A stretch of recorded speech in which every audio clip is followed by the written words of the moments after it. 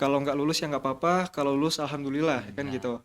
Sampai akhirnya berangkatlah ke Turki pada akhir September 2019. Kita sama sekali nggak ada keluar rumah. Kita tuh cuma boleh keluar rumah setiap hari Senin sampai Rabu. Anak SD pun sudah pandai pacaran. Ya. Iya. Nah,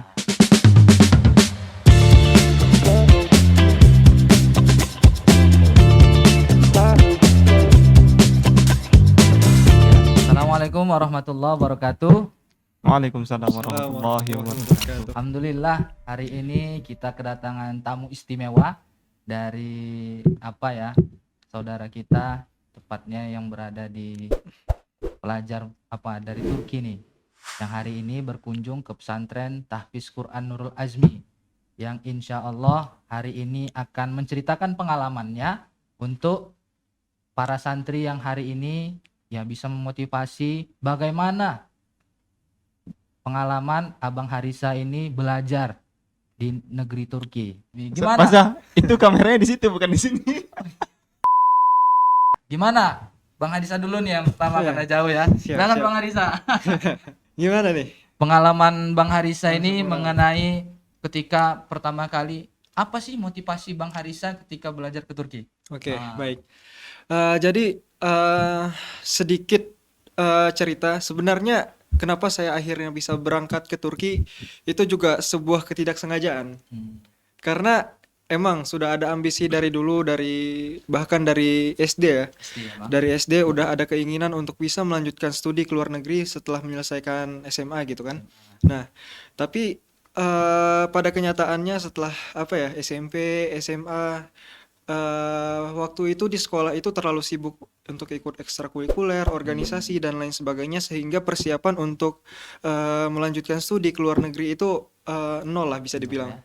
Kayak nggak tahu, nggak ada perencanaan, nggak tahu mau kemana dan lain sebagainya. Bahkan nggak ada istilahnya spesifik belajar bahasa asing gitu. Karena kan kalau misalnya kita mau kuliah ke luar negeri, pertama yang paling harus kita kuasain adalah bahasa mereka gitu ya. Nah, jadi akhirnya setelah lulus SMA, saya coba untuk mengesampingkan kemungkinan untuk bisa melanjutkan studi ke luar negeri dan lebih fokus untuk PTN yang ada di Indonesia. Karena mikirnya kalau misalnya kita mau ke luar negeri itu kan pasti persiapannya harus matang. Kita harus mempunyai banyak informasi dan lain sebagainya. Sedangkan pada saat itu saya sendiri belum punya informasi itulah istilahnya.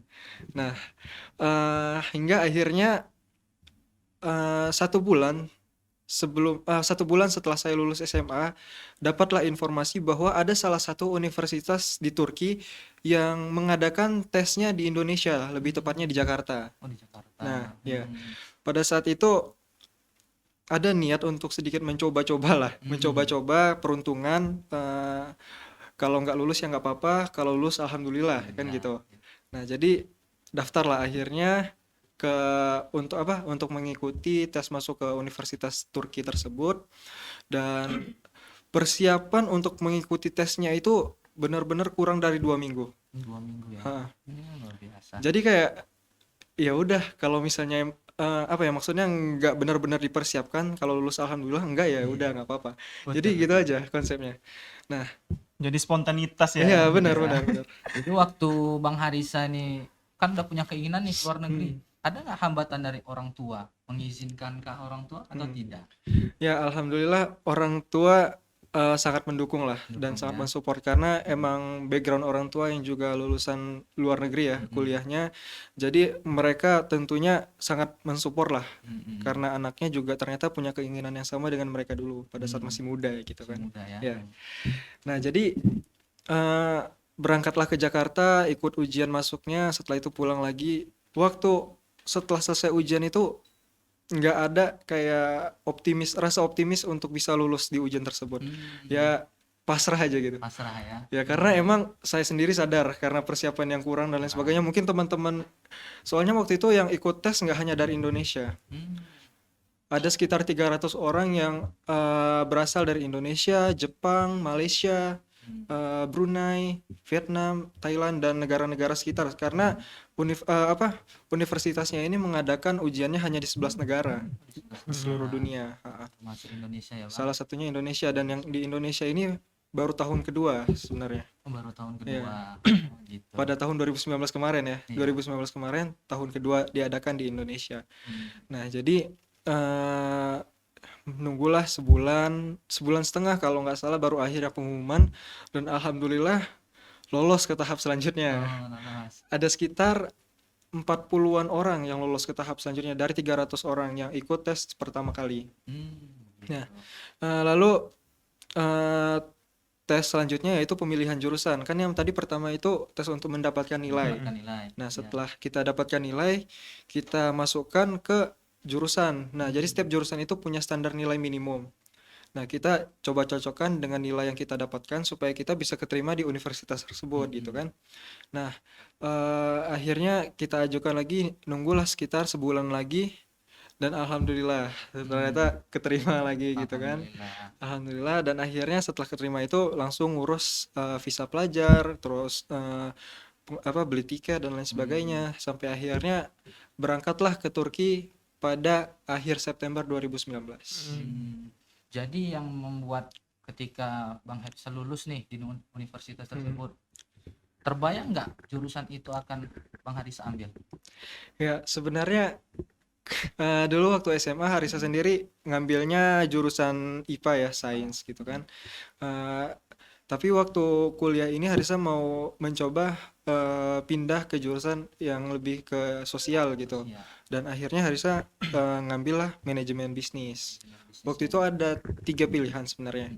Manajemen bisnis, public finance, sama sosiologi kalau nggak salah. Dan akhirnya keterimanya di manajemen bisnis. berarti Bang Harisa ini ya, beliau memilih jurusan manajemen bisnis. Mungkin setelah pulang nanti ke Indonesia, beliau ingin menjadi pengusaha yang terkenal. Kita doakan bersama. Amin. Dan bisa jadi di negeri Turki sendiri, beliau banyak belajar dari kisah-kisah para pengusaha yang tepatnya yang berada di negara Turki tersebut, ya kan? Jadi yang pertama juga nih, Ini jadi relasi juga Nah. nih untuk bisnis kita gitu. ya, jadi bisnis ini tidak hanya memberikan keuntungan bagi kita saja. Jadi di sini kita mengajak Bang Harisa yang jauh-jauh kemari, kita ingin memperdayakan santri-santri ini supaya apa? Di samping menghafal Quran, ingat Rasulullah juga dulu pernah berdagang, bertijarah. Jadi bagi adik-adik santri Nurul Azmi, ayo sama-sama kita belajar menghafal Quran sambil juga kita juga mulai dari hal yang terkecil, bisnis. Begitu ya Bang Harisa ya. Benar. Mudah-mudahan. Karena sejujurnya salah satu alasan kuat untuk mematangkan keinginan diri berangkat ke luar negeri gitu ya untuk menempuh pendidikan kuliah S1 gitu kan. Sebenarnya bukan karena pendidikannya. Pendidikan saya yakin ilmu itu bisa didapatkan di mana saja, bahkan di luar universitas dan kegiatan perkuliahan gitu kan. Jadi salah satu alasan utamanya adalah untuk mengembangkan wawasan, memperluas networking, mencari relasi sebanyak-banyaknya sehingga mungkin itu adalah salah satu privilege ya, maksudnya keuntungan yang kita dapat yang nggak bisa kita dapatkan di Indonesia gitu. Betul. Itu sih salah satu Gitu ya. alasan utamanya. Alasan utama ya. Jadi gimana Ustaz Rashid dengan bisnis yang saat ini kita lakukan? Sepertinya Bang Harisa ini lebih pengalamannya lebih, walaupun usianya masih di bawah kita ya. Enggak lah. Terpikir sama saya Bang Harisa ya, kita melihat anak-anak muda saat ini, kalau kita lihat moral anak bangsa Indonesia khususnya ya, ini sangat sudah turun drastis dari masa saat orang-orang tua kita masih muda lah gitu lah. Dulu lah, nggak usah orang tua kita, dulu kita kecil ya, kecil kalau berbaur sama lawan jenis itu nggak ada rasa dia bilang ya. Nggak ada rasa ya kan. Kita SD nggak ada punya rasa itu, ya udah bermain aja gitu kan. Kalau namanya dulu ada patok lele, main kelereng, kemudian main congkak, itu nggak ada rasa. Nah kalau sekarang karena moral itu sudah turun ya kan, anak SD pun sudah pandai pacaran. Iya. Nah, ini kita lihat perbandingan nih Bang Arisa. Ini pertanyaannya dari dinamika yang ada di negara kita ya. Kalau di Turki itu gimana itu masalah moral ini? Ya kalau untuk masalah apa ya, ini kan lebih ke arah pergaulan ya, Iya. pergaulan. Kalau di Turki sendiri ya emang saya akuin sekarang ini Turki bisa dibilang apa ya, negara yang sekuler dan budayanya itu udah lebih ke barat-baratan. Nah, jadi ya selayaknya kita mengetahui lagi gimana budaya Eropa gitu kan, gimana pergaulan antara laki-laki dengan perempuan dan lain sebagainya. Ya emang kayak hubungan pacaran itu udahlah hal yang apa ya? Iya. Ya sebenarnya kalau di Turki itu udah hal yang biasa. Iya. Tapi ya seperti yang kita tahu ya, maksudnya kita masih punya adab dan norma yang harus dijaga gitu di Indonesia. Kalau Jadi di Turki modelnya apa aja ya? ya benar. Terlalu bebas ya di sana ya. Bebas ya. Kalau di Turki ya kayak misalnya apa ya? Pelukan di depan umum. Udah biasa Itu ya? udah Udah hal biasa ya. yang Oh. biasa. Mm-mm. Tapi itu jarang terlihat apa ya? Itu memang biasanya yang kayak gitu tuh yang udah kuliah atau misalnya SMA ya mungkin. Oh, Tapi kalau yang SD, SMP mungkin Belum belum ya, ya, belum ya. kayak gitu. belum. Kalau misalnya kita ngelihat kayak di Indonesia ya, bahkan ada yang video-video viral gitu anak SD Anak SD. pelukan Iya. bahkan Ya. itu emang udah apa ya, menyedihkan sekali sih maksudnya kalau misalnya kita ngelihat moral anak-anak penerus masa depan bangsa udah seperti itu dari umur yang sangat-sangat belia gitu kan. Jadi Kalau kita perhatikan nih kan Turki kan negara yang sekuler ya, negaranya Sekuler. bebas saya lihat ya. Dan orang yang berpelukan beda jenis itu udah umum ya. iya. Tapi negaranya bisa maju seperti itu gitu kan. Kalau Abang Harisah lihat lah di sana, gimana cara pemerintahan di sana mengawasi, bukan mengawasi, Mengayomi. mengayomi masyarakatnya, mendidik masyarakatnya sehingga masyarakatnya itu berpikiran maju. Jadi negaranya pun maju gitu. Iya. Kalau kita nggak di Iya, Indonesia ini, betul. gitu. Ini sebagai perbandingan saja ya. Perbandingan saja, Pak. Ini untuk perbaikan generasi bangsa juga, bukan Iya. untuk apa namanya, bukan untuk apa membanding-bandingkan Membanding-bandingkan. melaga antara Indonesia dan Iya. Turki Iya. gitu. Ini kan sebagai motivasi kita untuk membangun Indonesia gitu kan. Gimana cara pemerintahan di sana membangun mindset pemudanya itu sehingga berpikiran maju gitu. Ya. Jadi kalau yang saya lihat ya selama ya udah hampir kurang lebih 2 tahun lah berada di Turki, memang sebenarnya salah satu keunggulannya itu kenapa mereka mungkin bisa lebih maju dan lain sebagainya itu karena kesadaran masyarakatnya itu sendiri. Itu saya rasa bukan hal yang dilakukan oleh pemerintah, bukan. Itu bukan pemerintah yang harus menyadarkan setiap masyarakat kalian harus mengikuti apa kata pemerintah dan lain sebagainya, enggak. Tapi mereka emang sadar dari dalam diri mereka sendiri. Ya, maksudnya mereka udah diajarkan dari kecil bahkan apa ya?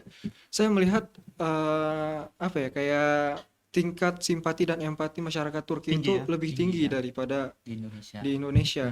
Nah, jadi setiap ya kalau misalnya kita lihat ya, setiap pemerintahan pasti punya kelemahan dan bahkan banyak masyarakat walaupun itu presiden sekalipun di Turki, masyarakat tidak semuanya suka dengan presiden Turki tersebut.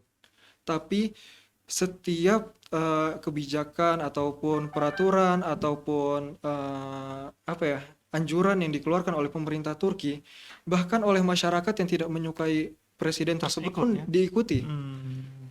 Karena menurut saya apa ya, mereka mungkin tidak suka secara personal kepada presiden Ya, tersebut, tapi kebijakan apapun yang dikeluarkan sebagai presiden, sebagai pemimpin negara mereka selama itu Untuk kebaikan untuk kebaikan negara, itu ya.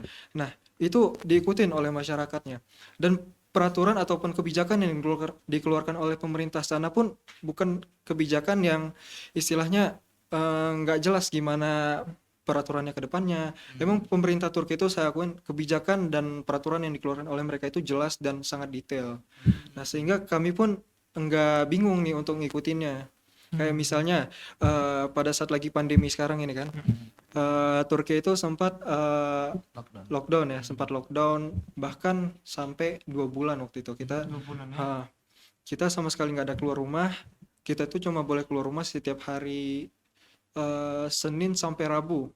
Senin sampai Rabu, dan itu juga jamnya terbatas dari jam 10 sampai jam 6 sore kalau nggak salah. Dan yang boleh keluar itu cuma yang 18 tahun ke atas dan 65 tahun ke bawah. Nah, jadi usia apa ya? Usia kerja lah istilahnya. Kerja, ya. 18 tahun ke atas dan 65 tahun ke bawah. Nah, jadi nah, pokoknya setiap peraturan yang dikeluarkan oleh mereka itu jelas kayak yang tadi 18 tahun sampai 65 tahun boleh keluar, yang lain nggak boleh. Kalau misalnya keluar ada denda-denda yang mana dendanya itu pun ya misalnya ada polisi nih ya nantinya akhirnya menangkap basah karena ada orang yang tidak mematuhi peraturan tersebut. Di peraturannya sudah tertulis dendanya sekian lira misalnya. Nah, polisinya yang ngutipnya segitu juga, dan nggak ada ya istilahnya kayak apa ya? Kayak istilahnya uang pelicin lah, misalnya biar dia dibebaskan lah, udah dikasih lebih banyak, itu nggak ada. Gitu ya. Jadi ya apa ya? Negaranya teratur, setiap kebijakan dan peraturannya itu jelas.